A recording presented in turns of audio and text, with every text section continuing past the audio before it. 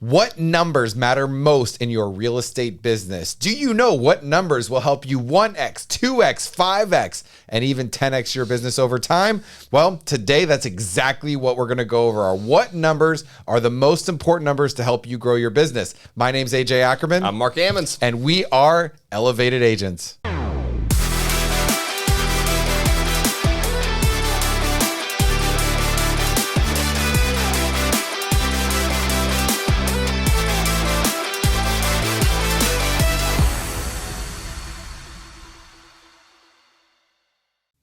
So I want you to do me a favor, and I want you to imagine something for a second.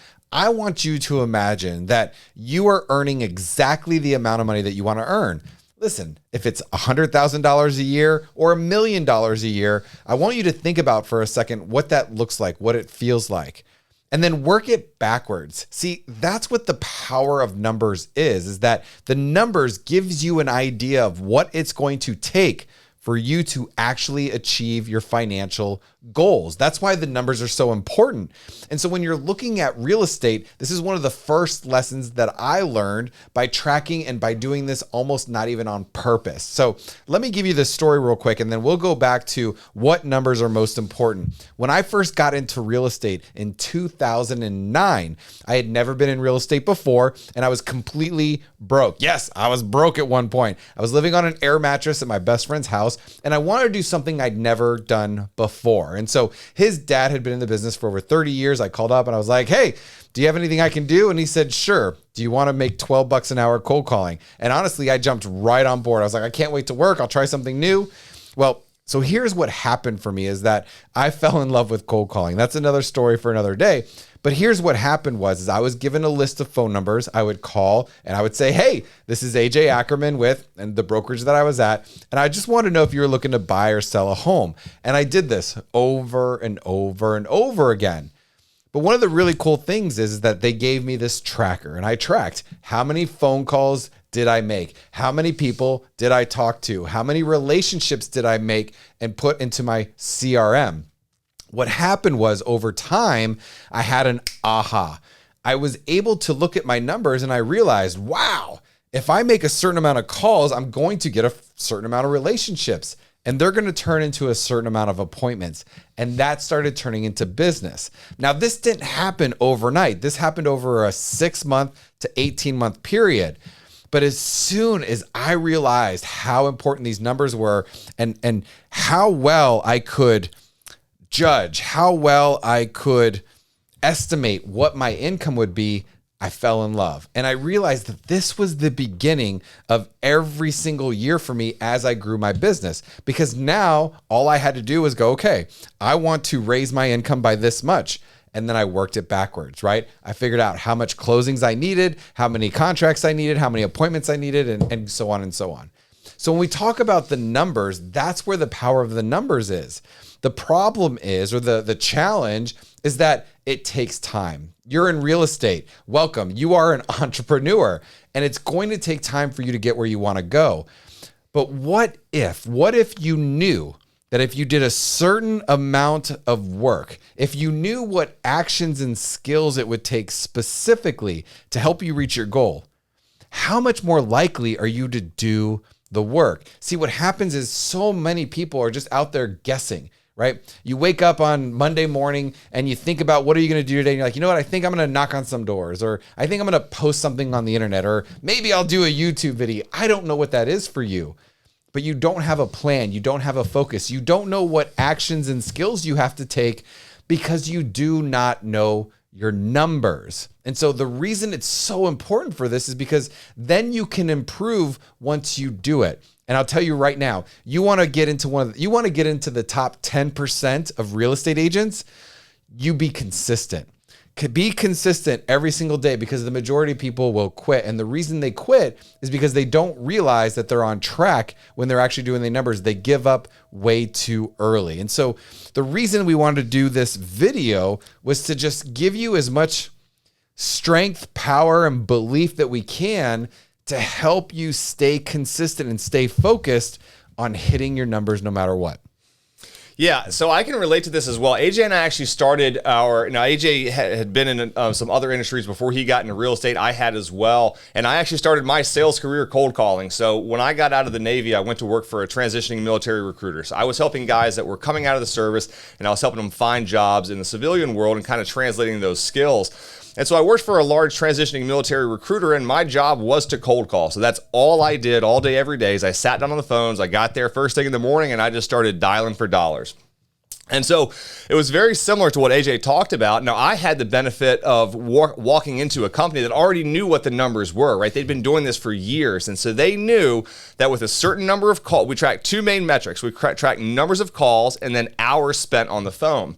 And so there were certain metrics that every week we knew we needed to hit. And they knew that if we hit those metrics, we were going to hit our numbers in terms of getting the contracts that we needed to be able to place these guys into these jobs.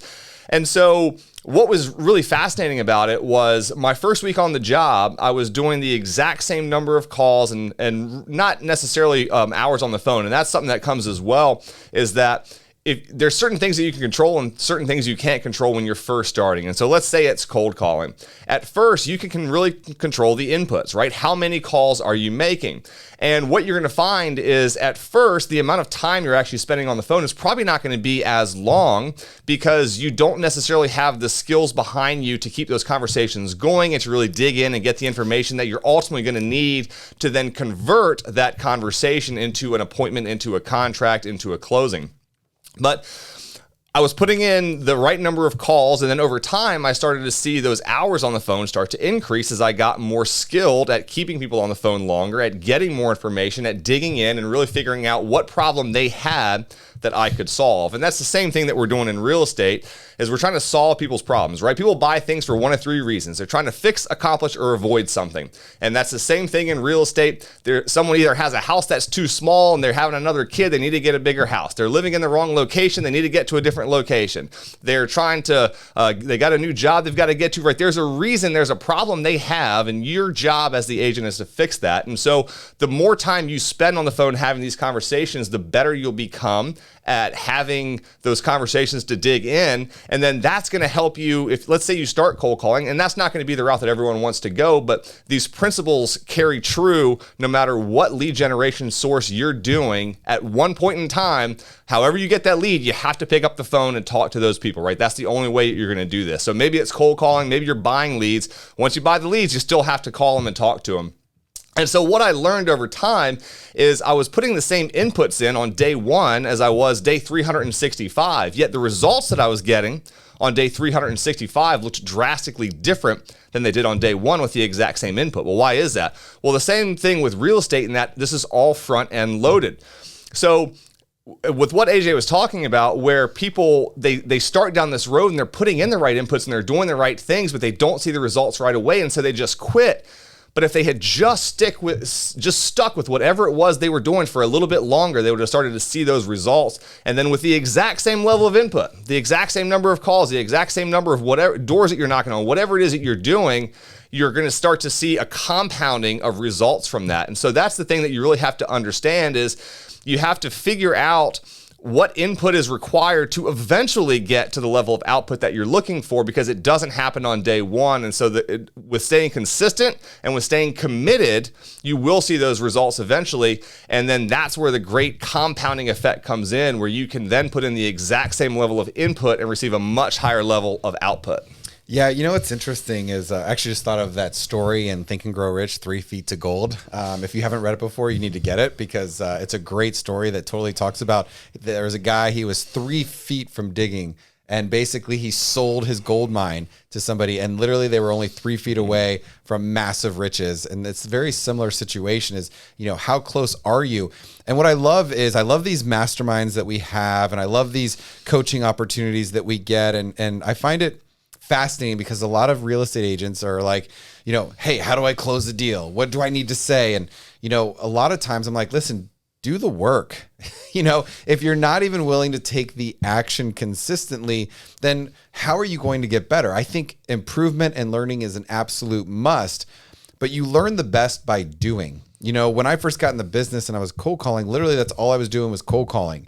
And right before I had my first appointment, I said, I told my broker, I said, can you please highlight everything on the contract so that I know what to fill out? I mean, literally it was take action, take action, take action, take action, and then improve skill, improve skill, improve skill, improve skill. Because when you're taking massive action and you're talking to a lot of people, eventually you do want to get some business, but it takes time because we're in the relationship business. This is kind of the mindset aspect of knowing your numbers, is that when you know your numbers and if you talk to a certain amount of people, you just get better at talking to people because it's about the relationship.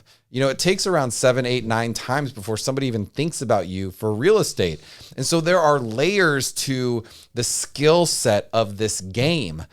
But if you're not even willing to take the consistent action, listen, I don't care what it is. If it's social media messaging, if it's, if you decide you want to call everybody in your sphere of influence, you want to go from business to business, it's about the consistent action. There was a number that I realized a while back was if I generated 30 new relationships in my CRM every month, I knew that 12 months from now that would equate to over 6 figures in income.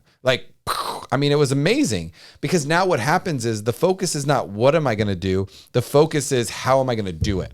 What needs to happen for me to actually get 30 new relationships a month? Now, at one point I had 90 a month. And that next year I made over $300,000. Amazing how it works, right? When you know the numbers, they end up working.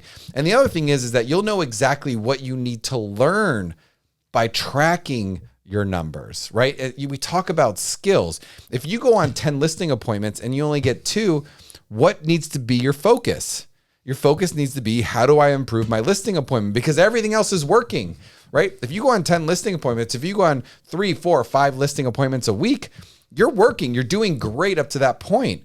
But don't give up because you're not converting people to work with you. Now you can dive in and say, okay, for the next 90 days, I'm going to focus on being the best presenter possible. And that's part of the magic of this, is learning what skills you need to help you out. The second part to this is time and effort. It's interesting because you're getting paid exactly what you deserve, by the way. You are. You're getting paid exactly what you deserve. You're getting paid right now for all the work that you did over the last 12 months, 24 months. You're also not getting paid what you didn't do over the last 12 months and 24 months. And so one of the reasons that agents don't like tracking, and I'll tell you right now, 90% of agents don't track, it might even be higher than that. It's because they're afraid of the accountability. They're afraid to actually sit down and realize that they're not doing enough. Because I'm here to tell you, if you're watching this, you're not doing enough. Now, it's not about grind and hustle and work super hard and not enjoy life. We are big fans of designing your business around your life, not your life around your business. But when you know your numbers, can you be more productive in a smaller period of time? I can outwork anybody in 2 to 4 hours that work 8 hours a day that are unproductive. And when you know your numbers, now you come up with creative and more ways to create and generate those numbers. Now, there's 2 ways to generate leads and relationships in real estate. One is paid and one is free. Now, when you don't have any money, you got to focus on free. And when you want to expand and grow your business, now you can reinvest in your business. Again, there are stages to this. But what do you need to prove to yourself that you're willing to commit and stick? What actions and skills are you willing to do to order to hit your financial goal? And that's when we were talking about earlier, 1 times, 2 times, 5 times, even 10 times, is like you have a financial goal.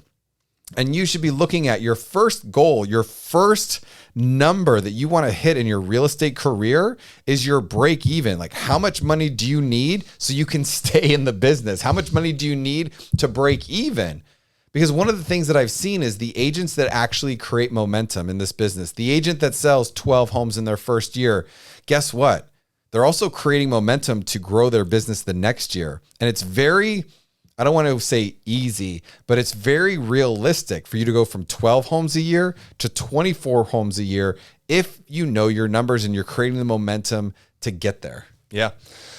One of the things that I think holds people back as well, and that prevents them from staying committed for the length of time that they need to get the results that they want, is they're too attached to the results at first. And so part of what I think can help you push through putting work without seeing any results is detaching yourself from the outcome.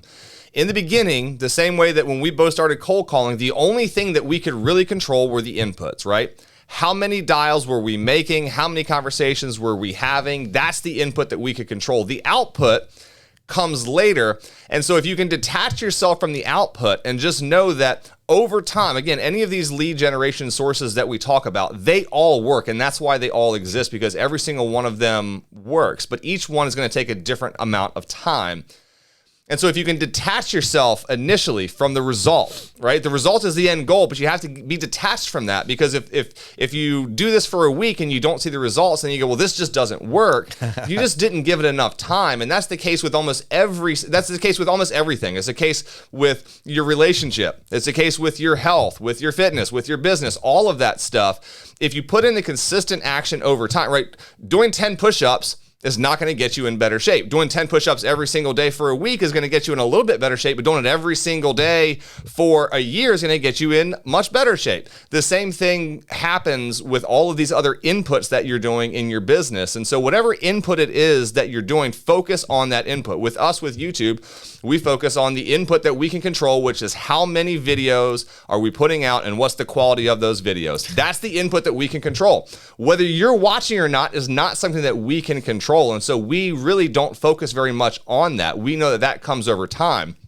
Now, if we let number of views and watch time and all that dictate the amount of content that we put out, we probably quit, right? Because it just takes a while to build up. And so that's true whether you're making social media posts, whether you're reaching out to people, whether you're cold calling, whether you're door knocking, whether you're getting paid leads and trying to convert those. Detach yourself from the outcome of what it is you're doing and only focus on the inputs. That's the one thing that you can control. Focus on the things you can control, and the things that you can't control over time will happen. And then, like AJ said, what gets measured gets managed, right? The longer you do this and the more data, and that's why it's so important. And that's why we have the downloadable tracker that we're going to link down in the description below, so that you can actually download this and see the real numbers of what you're doing, because it's also very easy to convince yourself that you're doing more than what you're doing. And like AJ said, that's why a lot of people don't want to track, is because you can feel like you had a really, really busy day. And man, I must have done a lot because I felt busy all day. But how many numbers were on the paper? How many attempts did you actually make? How much action did you actually put forth? And when you have to write that down and measure that, and you can look back at that, there's accountability, and you're being accountable to yourself. But the longer you do that, the more data you get. And that's where you can then start getting very creative, and where it starts to get really fun, because like AJ said, you can then backtrack. Over a certain period of time, you're going to know that when I put in this level of action, it eventually does lead to this level of output, right? These inputs over time lead to this output. And that's what's super cool, is now you have a predictable business model. That's how big companies work, right? They know if they spend X amount of dollars on advertising, they're going to get a certain return on that investment. And so they can control the amount of revenue they're bringing in by the amount of ad spend that they're putting out. And the same thing happens with you. And maybe that's the way that you generate leads, is through pay-per-click, through Google ads, through Facebook ads, something like that.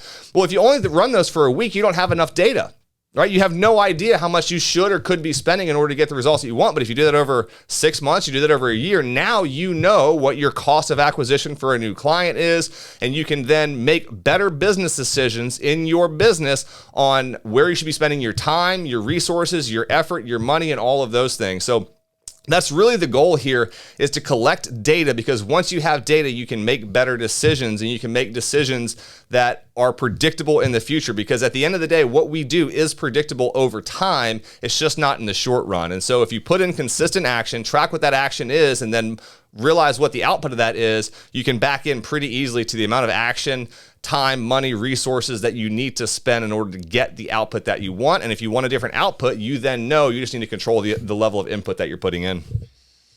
Would you hire you? That's the question I've got for you. You know, you have to start looking at this as an entrepreneur, but in the very beginning, you have to look at it as you are your own employee. You know, you are everything in the beginning. And a lot of people, I think, jump the gun. They want to start a team way too soon. They want to give up some of their business way too soon. Listen, you can handle a lot more business than you think. Create that momentum, create the skill, and prove that you can do it. And then watch how many people will be attracted to that want your help. One of the other things is I want to talk about support. You know, something that came up for me while you were talking was, you know, I tracked my numbers and I may have quit. Like, there might have been a chance that I may have quit if I didn't have the support that I had when I first started working in this business. I had a great mentor, a great coach. I was part of a team. And literally, I remembered while you were talking, I remember I can't tell you how many times I went to him and I'm like, am I on the right track? Am I on the right track? Am I on the right track? Because I was putting in so much effort and so much time. And he just kept reassuring me. He's like, dude, keep going. Just keep going. It's going to work. Keep going. It's going to work. And then all of a sudden, when I got in the business, the average home price was $75,000. So it's a little bit different nowadays. But it was my third year in real estate when I broke six figures. And I was so excited and so proud. But what was really amazing was after that year, it went from 100 to 150 to 250 to 350. Like it just grew and expanded so much faster after that. One, because the market was shifting, but more importantly, you're taking market share. And where that real magic happens is year 3, 4, and 5 in your real estate business, where you start getting past clients and referrals. Your business grows by 20, 30% just because of the business that you've already done. And again, how do I know that? I tracked my numbers every single year. And I want to finalize this with one last question. If you're looking for the motivation, because only you can create motivation. We can inspire you. We can give you our stories. We can give you information. We can tell you what's worked and what haven't worked for us. But ultimately, you have to wake up and you got to find the power inside of you. Who are you doing this for? Who are you going to sit down and do the work and grind without results? Like, who are you doing it for? What's it for? And are you really truly ready to break through? Because I'm here to tell you that the numbers don't lie. Eventually, somebody is going to say yes. And if they're not saying yes, you got to keep improving and keep growing. It just kind of reminds me of dating. Eventually, a girl's going to say yes if you ask enough girls out, right, guys? So again, just really sit down, download the spreadsheet, know your numbers, and commit for a period of time. Commit to it for 6 months. Commit to it for a year. Because on day one, maybe you will hit your numbers on day one. But most likely what happens, it takes 30, 60, 90 days for you to get to the point to you actually hit your numbers. But that's called momentum, friend. That's when you start creating momentum. That's when you start seeing the results. And if you just break through, if you just are willing to go 3 more feet, you'll eventually hit that goal. Absolutely. I'm going to put one last little mindset thing that I want to probably leave you guys with. We always say one last thing, but we'll try to make this the last solid thing. So there's a couple things I want you to think about, and I've done a video on this before, but when it comes to taking action, a lot of people, so you're brand new and you say, well, I just don't know what level of action to take. Like, you don't have enough data yet. I don't know if it's Alex Ramosi that maybe said this the first time when I heard this, but the level of action that you should be taking is the level of action at which it would be unreasonable to expect that you will not be successful, right? If you were an outside observer and you saw another real estate agent putting in a certain level of work and that person was not successful, you'd say that is unreasonable. The level of work that person is putting in is unreasonable to expect that they would not be successful. For you, that's the level of effort and action and input that you need to be putting in. The level that if an outside observer were looking at what you did every single day, and after 6 months you weren't getting deals, they'd say something is wrong. It's unreasonable the amount of effort that person is putting in and not getting results. That's one thing. The second way to look at it, and I think this might have been Damien, who is brought AJ into the company that we're at LPT here. And he made a statement on a mastermind call one day that said, if you either have a team or if you envision yourself having a team and every single person on your team put in the same level of action and effort that you did today, do you think your team would be successful? And so that's another way to look at it is remove yourself, right? Detach yourself from the outputs, but also detach yourself a little bit from the inputs and say, if I had a team of 5 people and everyone on my team put in the same level of action and effort that I did today, do I think my team would be successful or do I think we'd be falling behind? And if you think about that and you say, well, we'd probably be falling behind, you're again not putting in the right level of input. So that's a way to kind of gauge yourself because it can be hard. It can be hard to figure out how much and what you need to be doing. But if you think about it through that lens of what level of action could I put in, at which point it would be unreasonable for me to not be successful. And if I had a team that was working as hard as I am, would they be successful? And if you can answer both of those questions and say, yeah, absolutely, like they would be successful and it would be unreasonable for me to not be successful, you found the right level of input. So I'll leave you with that. Let's go, baby. So our goal is always to educate, elevate, and inspire. And so I hope today that you have elevated a little bit, that you've been inspired. Now go take action, friend. Go download the sheet, know your numbers, come up with a plan for the next 90 days, and attack, attack, attack. Keep taking action until you get a result. Love you guys. See ya.